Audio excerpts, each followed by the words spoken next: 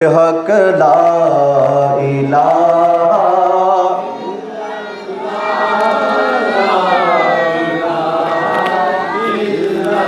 पढ़िए ला इलाहा इलाहा इल्लल्लाह हस्बी रब्बी जल्लल्लाह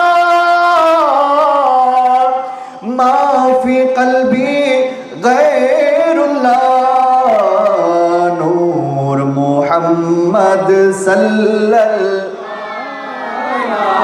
इलाहा इल्लल्लाह हक ला इलाहा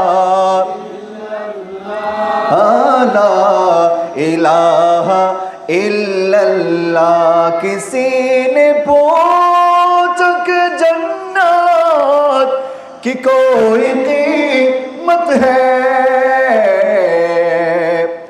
किसी ने पूछा कि जन्नत की कोई कीमत है, तो मुस्तफा ने कहा ला इलाहा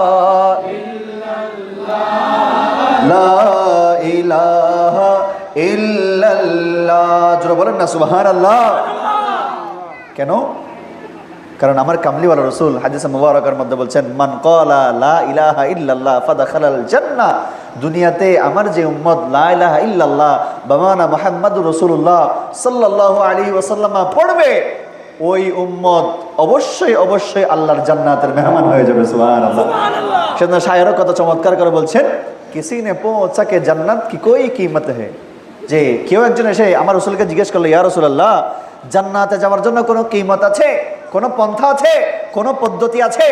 তখন আমার রাসূল বলছেন তুমি লা ইলাহা ইল্লাল্লাহ পড়বে, আল্লাহ তোমাকে জান্নাতের মেহমান বানিয়ে দিবে। সুবহানাল্লাহ। পড়েন হক লা ইলাহা